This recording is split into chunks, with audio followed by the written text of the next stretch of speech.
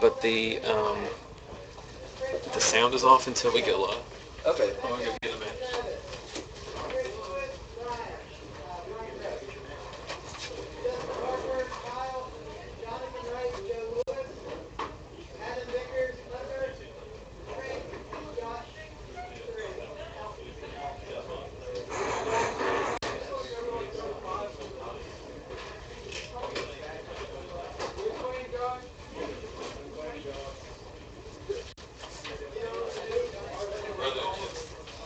Your brother and Joe. They're on the camera. Yeah. Another preview without actually having it come up. Watching the stream now. Heck, I want to. I wish I was feature match. That was so much fun. Alright. Did you win? No, I lost. Alright. I went 1-1. And we're back with round 2. Now joining us in the booth, Sam Hanna. You're playing in the event, aren't you? I got a buy for this round. Okay, well, feel free to pull up a seat. All right, well. We might just have every person that has a buy just come in and sit down, give us their thoughts. Give that. I have a sneaking suspicion that whether or not we offer that opportunity to people are going to take advantage of that anyway. All right, for round 2 here, we have the other half of the infamous Wright brothers tandem. Jonathan Wright is seated on your right, who will be playing, I believe he's playing... Midrange? No, I think it's blue-white. I don't think there's any black in it. I guess we'll see when it pops up here. But I think he's playing same black style, blue-white mid-range deck. And Joe Lewis on the left is playing a Miracle Homebrew deck, I believe. Joe was in here last round on a commentary. He normally plays Frights, but he has been... A man can only reanimate Gristlebrand so many times before they feel the need to... It's the demonic power, really. It overwhelms the mind, and eventually it has you asking for miracles. So, flavor-wise, for all of those of you at home, that's what led to the miracles. I'm going to be honest, I have no idea what you just said, but I'll agree. I don't think I'll anyone agree. else does. And personally, I don't know what I said either. Well, as long as there's a certain amount of consistency in our confusion. I never thought I'd see Joe Lewis being the underdog. Yeah, I don't know. I'm not going to pretend like I know much about Joe's deck. I know it's basically just blue-white good stuff, what you would expect. But it does play, think twice, it does play. It's a shell of the Pro Tour deck that won. There's Snapcaster Mages in it. I'm not sure exactly how he's winning the game. I think he's... Entreat? Entreat? I think he's playing Frost Titan as well? Yes, Frost Titans, Entreats, Temporals. I played Joe last week. I remember Temporals, Frost Titans. I'm pretty sure Think Twice, and Leaks. I'm sure Leaks. I guarantee you there's Leaks in there. And he's conceding. He's left the table. Left his deck. Well, let's take this opportunity. It's a miracle for Jonathan. Once such are the perils of being located conveniently between the play area and the restroom facilities. Let's take this opportunity to once again show thank our sponsors. While you were not in here earlier, I was pointing out to everyone that not literally everything on this is misspelled somehow. But again, Lost Legion Games is sponsoring this event. They're holding the event rather, and you can visit their website at lostlegiongames.com. Now, to be fair, they do not have online sales at this point, but you can go online, check out their events calendar, add that to your own Google Calendar.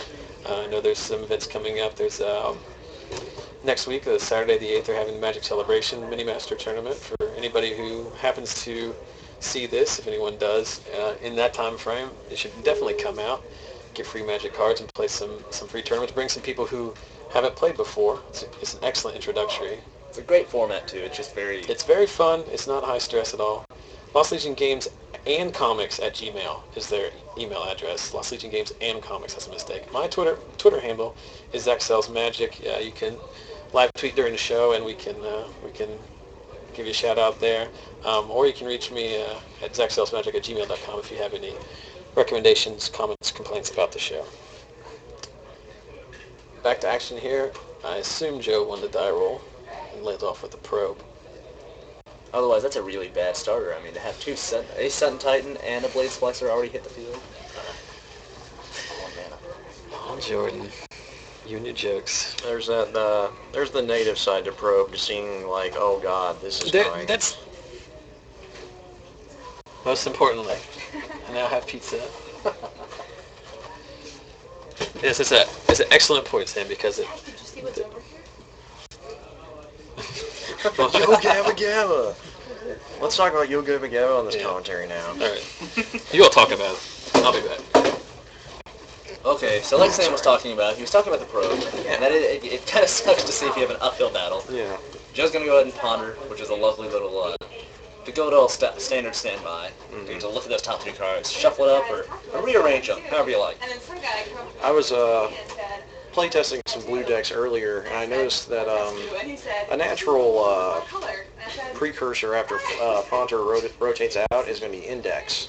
And a lot of players that I played with, and I do this too, is I'm like, oh man, this is crap, I can't wait to shuffle this back. Oh wait, I can't. This is going to be a fun, action-packed 5 turns of planned. It's Ponder's sad cousin, Mm-hmm. He just who wasn't. can only tell you the future, but it can't improve it. And we're going to see a pass turn, and Snapcaster's just going to come out there for those early beats, just to really Dig in there for 2. Yeah. Snapcatcher is a good all-around creature, even if you aren't using him for anything else except just pounding somebody's face in. Yeah, at least you take 2 mana that you weren't going to use before. You didn't have a leak or something, and it's not used, you can just get a 2/1 body out of it.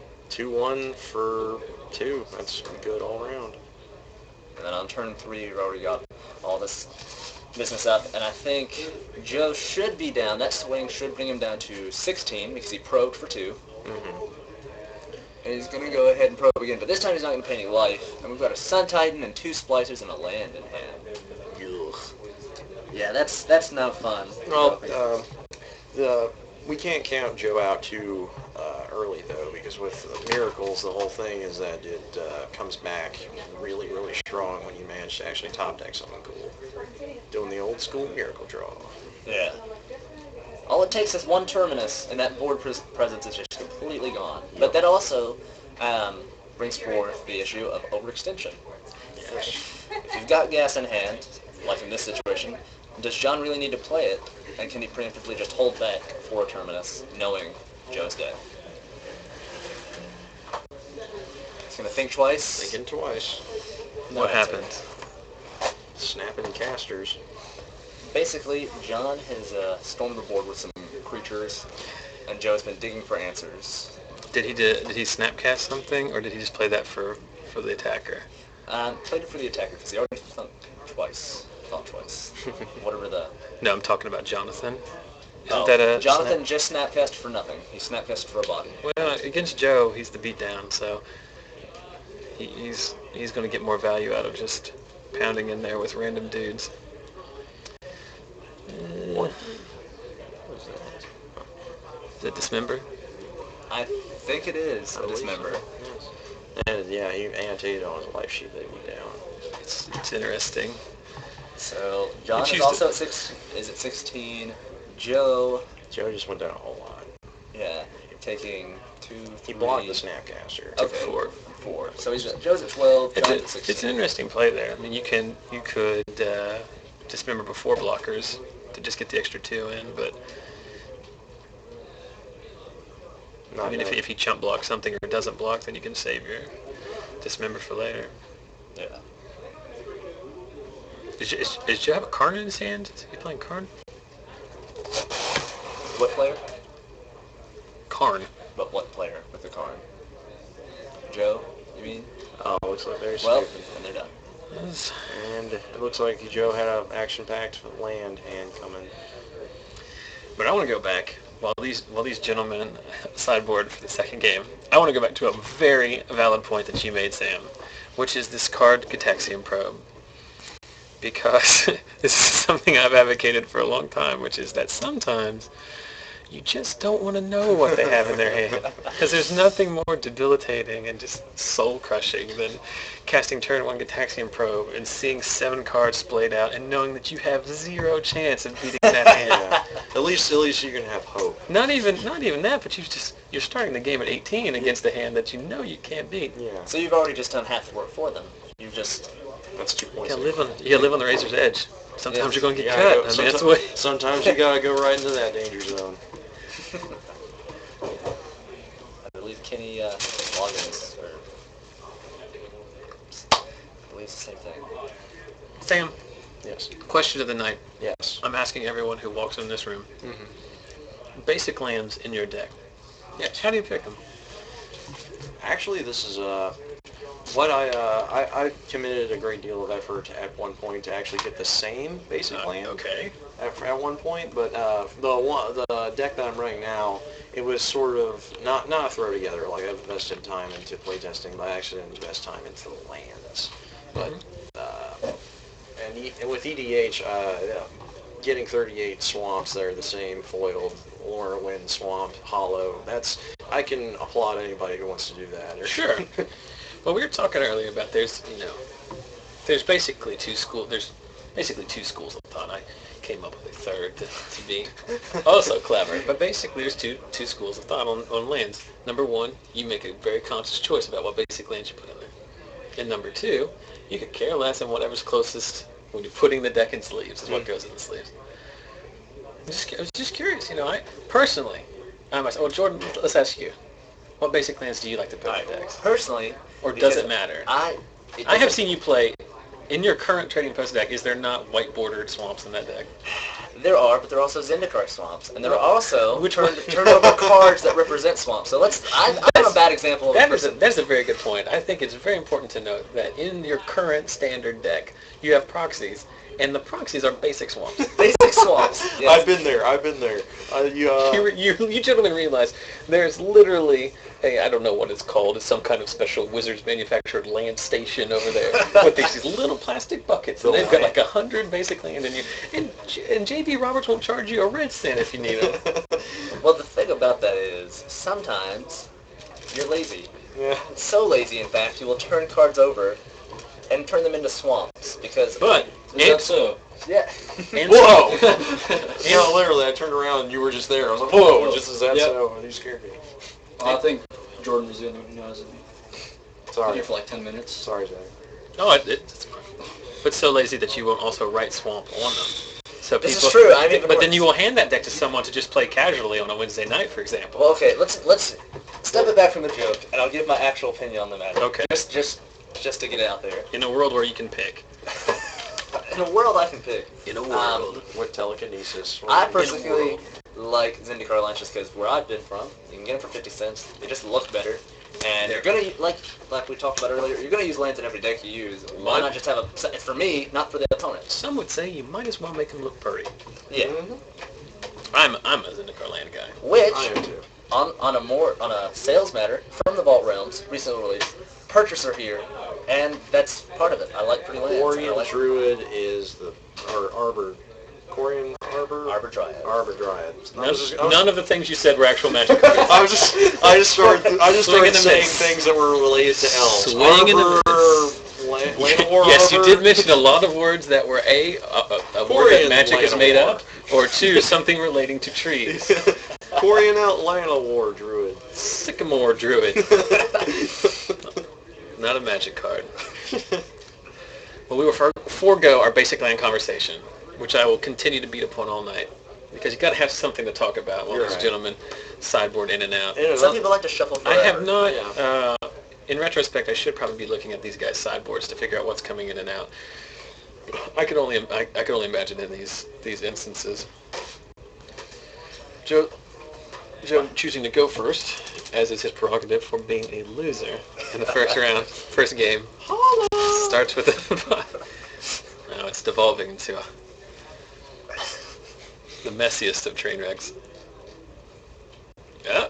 Pump fake. Well, at least you didn't probe. Oh, Now what? Let's see. We got. Oh well, this looks like a lot. Well, Gideon. That's kind of scary. Well, he's got. Well, here's the other end of it. Now he's going to get information, and I can't quite see those two cards at the That's top. Phantasmal Image, Blade Splicer, Gideon, a Jura, and a Dissipate. Yeah, I have to go adjust the. So sometimes you probe, and it does give you some information to know what you can set your next turn up. Oh, don't get me wrong. Gataxian Probe is people played Peak when you had to pay for your actual card, or pay for your actual look at people's hands. Torpor Orb. So now that Blaze Splicer's a 3/1/1 do nothing. Yeah, sure. That's a wonderful sideboard. Yeah, we will also shut down Sun Titan, and we'll also shut down Snapcaster Mage. That is a very And I know that there is Divine Offerings in Jonathan's sideboard. I do not know, however, if he would have brought them in, because I don't think Joe has any main deck artifacts. He really didn't have a whole board going on at all, so it's like John was kind of... Oh, you got to cast it.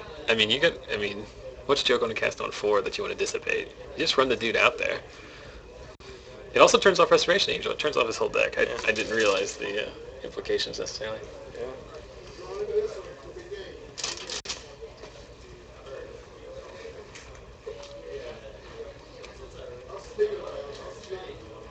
I think Joe's thinking about something. Well, Joe's not going to want to do anything on his own turn. He also knows that Jonathan has a Dissipate in his hand. Indeed. But at some point, Joe's going to have to do something if he wants to win. Yes. I don't... Typically in Magic, you do something and you win, or you do nothing and you lose. Well, I understand where every blue player in the world doesn't want to do anything. See, blue is one of the blue's the primary color that I know of that you have. It's either black or gray. You either like blue a lot and you love playing it, or you hate blue to the point where you hate people that play blue. I know I hate to see a blue player with. Well, I mean, Mother Teresa, she did do a lot for those orphans and junk, but she was playing Delver last Friday Magic, and I just can't. Some things have to be unforgivable. In the interim, Jonathan plays a Do nothing Snapcaster. grizzly bear with flash. It's not even. No. It's not even It's a grizzly not a bear. grizzly It's a bear. 2/1. You can gut shot the heck out It's of a that. Valia with not first strike. And with no tax effect. Yeah. I'm the kind of guy that likes playing like Warp World. That's why EDH is one of my favorite formats, because I can just play dumb cards that do not good for anybody. Is that a Day of Judgment for a single creature? Is he going to take the bait? Did he pay? He paid. Ooh. What else did Joe have to do, right? He got a Mana Leak and a Snapcaster. He said no to that creature. And he didn't even get the trigger off of it because it's River Orb. To be fair, I think Joe has at least one Terminus in his hand. Yes. Day of Judgment at this point with 7 lands on the board this late in the game. Might as well just play it as a 4-mana Lightning Bolt. I'm not entirely sure why Jonathan leaked there to tap Joe out, unless he's going to... Well, he didn't resolve anything. Maybe if he had Sun Titan or something that he wanted to clear out. Sun Titan will still get the trigger for attacking. It will, yes. But then when Snapcaster enters the battlefield, if he goes and gets that, it won't trigger. Right. All of those things are correct. And more importantly than any of that, Sun Titan will attack for 6. I can tell you this right now. I'm not sure if Jonathan has... Gotta dissipate. Yeah. Joe, I think Joe forgot that. He had to dissipate. He saw the leak, and he said he just wanted to run straight to home. He knew he had that. Right. Ghost Quarter. He's flashing back to think twice. No. Oh. He's Moreland Haunting, and he gets the token. Now see, I'd like to see more dissipates being played, because a lot of people, I think, have been indoctrined to think, playing a blue player, they can just leave up 3 mana, and they're good to go to get out away from counters. Or at least that's my experience when playing against or with blue, is that they're typically just used to mana leaks anymore. Mm-hmm. And that dissipate just comes out of nowhere and it smacks you in the face and you're like, oh. Comes out of nowhere, except when you probe on turn 1 and forget that you wrote it down. See, I'm actually interested to see what is going to take the place of Mana Leak, because I mean you have negates. In a perfect world, creatures attacking for the win is what will take its place. We can go 6 months to a year without having everything countered and snapped back. No, I'm actually really glad that Mana Leak is rotating out. I think it's too good of a counter for just that. Dissipate, man, I think it's a good. Now this is And pretty. I really like Rewind. Rewind's great. It's a pretty monumental swing too. Joe's tapped himself out. He's terminusing? Yep. Miracle. Was Gideon? He revealed and miracled that terminus. And Tameo. Now he's going to tap down that Gideon. Tameo's going to say, no, sir. You are not coming for any beats. You're going to stay home. And that's what miracles can do. It can say, hey, I'm still a deck. Those I'm still gonna do magnets. things. How they work. You know what I'm talking about. Okay, I'm glad at least one person does. If anyone is an ICP fan out there, we've All got you my covered. juggalos, samurai, gangstas, ninjas. I will not spend this much time setting up all this technology so that I can let you all come in here and talk about the Insane Clown Posse. Okay, can I talk about something that was No, relevant I don't. to Magic? I don't know if you heard me earlier when I said explicitly. You Just couldn't. not, I'm sorry. So, What is happening? He's imaging that Restoration Angel, which, It's a 3-4. yeah, I mean, Joe- that's okay. tap down that Gideon. Tapping down the gids. the advantage. The What's advantage. happening here? Is it a terminus? 'Cause I'm pretty sure he had one in hand, right? He miracled that Day one. of Judgments. He said, forget that. Why not? And he got 2 cards, too. 2 for 1. I'd like to see an emblem here, so before he terminuses, he can continually terminus at his leisure. That will be a terminal terminus. Looks like one angel needs to... I thought he flipped the camera off, but I guess that's just his fingers. Now you're indicating 3, something for 3. Okay. The same exact series of plays. If Joe can't day here, he's going to be in a world of hurt because he's not going to be able to interact with that Gideon without the Tameo on board. Definitely tapping down Gideon still. And another one. Yeah. There it is. Like, And with the casual throwing it onto the table. you never know how badly you need it. Joe has never felt so proud to have cast that.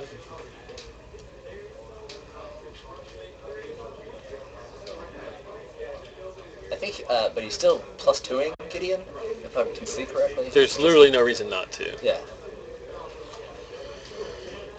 Splicer. No splicing. Is Splicer, no splicing. is Tameo's plus ability? Is it +1 or +2? I believe it's +2. I'm not sure. It's +1. I'm full of credit. So the Blade Splicer will at least keep Tameo honest.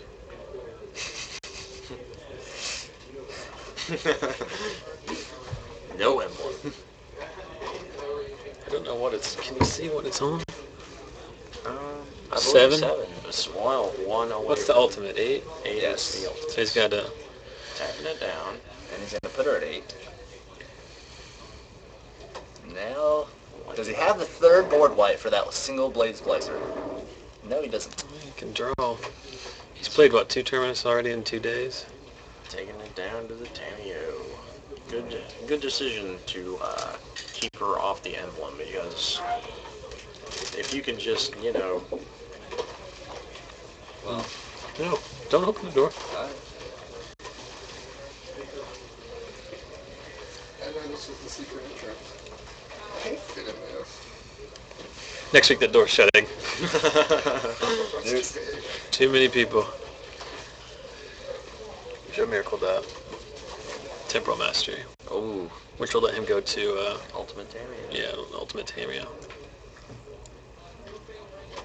10, Is it Alchemy? was it? Yeah. Is he playing? Promo out. Is he playing Alchemy with no black source? Joe's deck is just blue-white, right? Yeah. yes. I'm very curious as to why he's playing Impulse effectively. Because it doesn't trigger. It won't trigger your. Well, no, it won't trigger miracles, right? No. Because it's a look at the top, it's not even draw. You're not drawing. Um, let's see what we have here. Oh, O-ring. ring. Okay. A Blade Splicer? No, again. Oh.